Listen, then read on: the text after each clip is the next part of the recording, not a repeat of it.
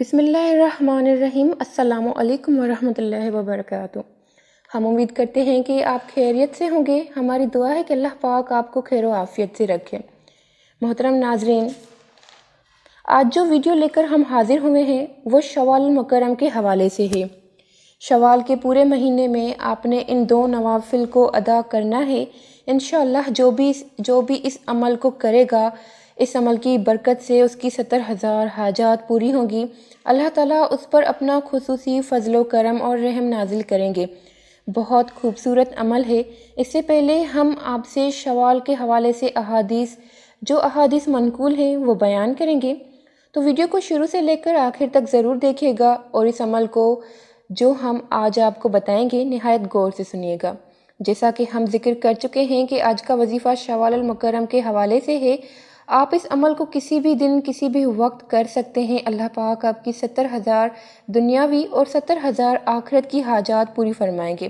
شوال المکرم اسلامی سال کا 10واں مہینہ ہے۔ اس مہینے میں اہل عرب شکار کرنے کی غرض سے اپنے گھروں سے باہر جاتے تھے اور اپنی اونٹنیوں کو تیز ترین دوڑاتے تھے۔ اس تیزی کے باعث اونٹنیاں اپنی دم اٹھا لیا کرتی تھیں، چنانچہ اس حوالے سے اس مہینے کو شوال کا نام دیا گیا۔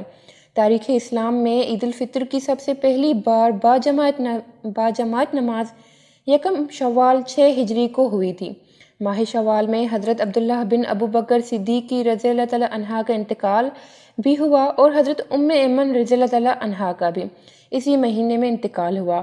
وظیفہ ذکر کرنے سے پہلے آپ سے ایک واقعہ شیئر کر دوں، انشاءاللہ تعالیٰ جو آپ کی ایمان کو بڑھائے گا۔ آپ کوئی بھی عمل کرتے ہیں، کوئی بھی آپ اللہ تعالیٰ کا ذکر کرتے ہیں یا کوئی بھی وظیفہ کرتے ہیں، تو سب سے پہلے جو آپ کا مقصد ہونا چاہیے وہ اللہ کی خوشنودی اور رضا ہونی چاہیے، کیونکہ قرآن پاک میں اللہ پاک خود فرماتے ہیں کہ بے شک اللہ تعالیٰ کی رحمت نیک کام کرنے والوں کے قریب ہے۔ تو جو انسان نیک کام کرتا ہے، وظیفہ کرتا ہے، عمل کرتا ہے، تو اللہ کی رحمت اس کے بہت زیادہ قریب آ جاتی ہے۔ وہ بندہ اللہ کی رحمت کے قریب ہو جاتا ہے۔ اور اس کے علاوہ ایسا نہیں ہے کہ ہم صرف وظائف کے ذریعہ سے ہی، صرف نیک اعمال کے ذریعہ سے ہی اپنی حاجت کو پورا کروا سکتے ہیں۔ اگر ہمارا مقصد پہلے ہی اللہ کی رضا ہوگا تو انشاءاللہ تعالیٰ دنیا میں بھی آپ کو کامیابی ملے گی، اور آخرت میں بھی۔ اس کے حوالے سے پیارے نبی حضور اکرم صلی اللہ علیہ وسلم کی حدیث منقول ہے۔ حضرت جابر رضی اللہ تعالیٰ عنہ سے مروی ہے کہ آپ صلی اللہ علیہ وسلم نے فرمایا، میری شفاعت میری امت کے کبیرہ گناہ کرنے والوں کو ملے گی۔ جو کوئی اسے جھٹلائے گا وہ انہیں نہیں پائے گا۔ حضرت جابر رضی اللہ تعالیٰ عنہ فرماتے ہیں کہ جو کبائر میں سے نہیں ہیں اسے ان کی خاص شفاعت کی حاجت نہ ہوگی۔ حضرت انس بن مالک نے بھی حضور اکرم صلی اللہ علیہ وسلم کی اس حدیث کو نقل کیا کہ میری سفارش میری امت کے کبیرہ گناہ کرنے والوں کے لیے ہوگی۔ جو اسے نہیں مانتا وہ اس سے محروم رہے گا۔ اس کے حوالے سے حضور اقدس صلی اللہ علیہ وسلم نے ایک واقعہ بھی بیان کیا۔ حضرت جابر بن عبداللہ اس کے حوالے سے اس کے مروی ہیں اور کہتے ہیں کہ حضور اقدس صلی اللہ علیہ وسلم ہمارے پاس تشریف لائے کہ ابھی میرے پاس خلیل حضرت جبریل علیہ السلام میرے پاس آئے ہیں۔ وہ کہتے ہیں، اے محمد صلی اللہ علیہ وسلم، اس ذات کی قسم جس نے آپ کو نبی برحق بنا کر بھیجا ہے، بے شک اللہ کے بندوں میں سے ایک بندہ ہے جس نے 500 برس ایک ایسے پہاڑ پر عبادت کی جس کا طول اور عرض 30 مربع گز تھا۔ اس سمندر نے اسے ہر طرف سے 4000 فرسخ تک گھیرا ہوا تھا۔ اللہ تعالیٰ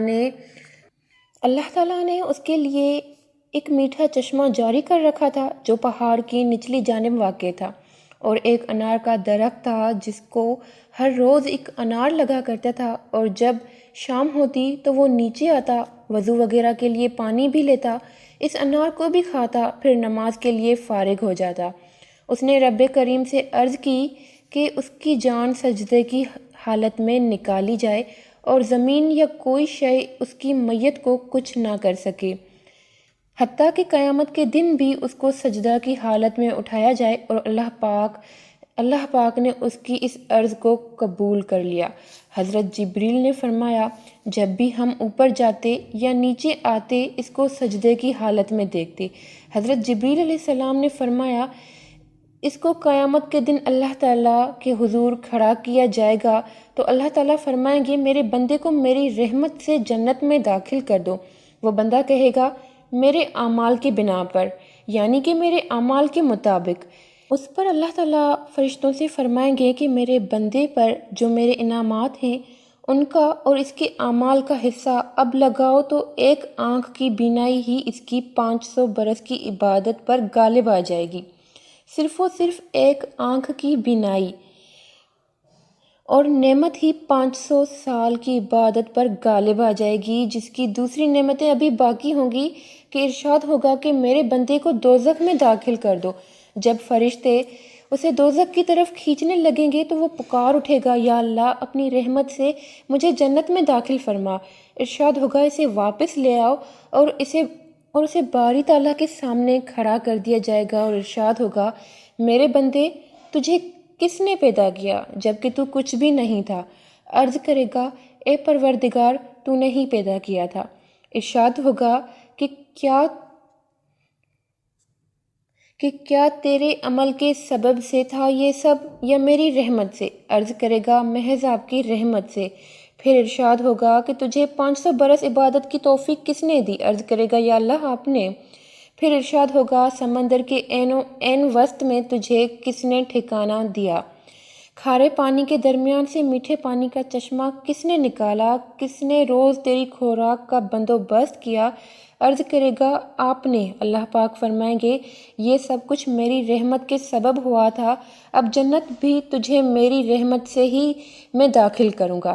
حضرت جبریل نے عرض کیا دنیا بھر کی یہ سب اشیاء اور نعمت سب اللہ کی رحمت کا ہی مزہ ہے، پھر ہم کیسے کہہ سکتے ہیں کہ ہم وظائف کرتے ہیں اور اللہ ہماری نہیں سنتا؟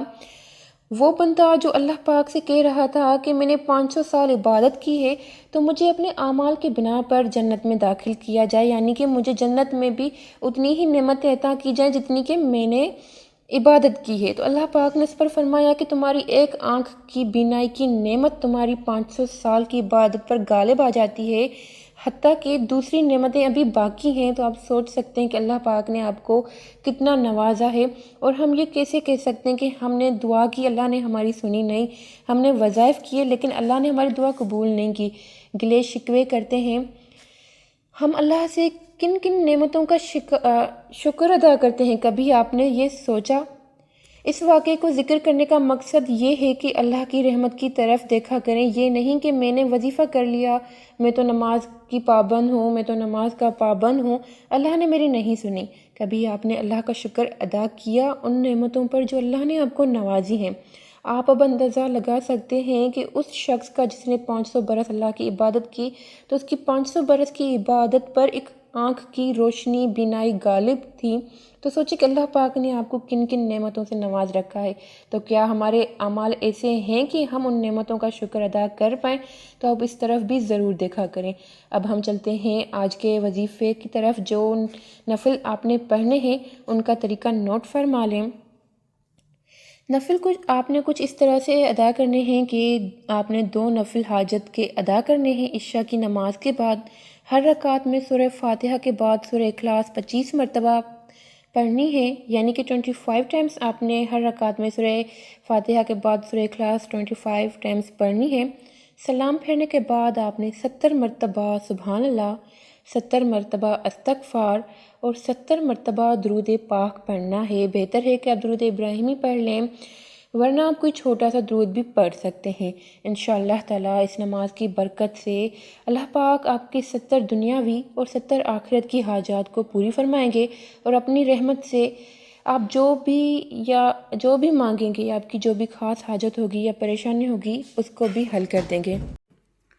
امید کرتے ہیں کہ آج کی ویڈیو آپ کو پسند آئی ہوگی۔ تو جاتے جاتے آخر میں درخواست ہے کہ ویڈیو کو لائک کر دیں اور چینل کو سبسکرائب۔ اپنا رکھیے گا بہت سارا خیال، ملیں گے اگلی ویڈیو میں۔ اللہ حافظ۔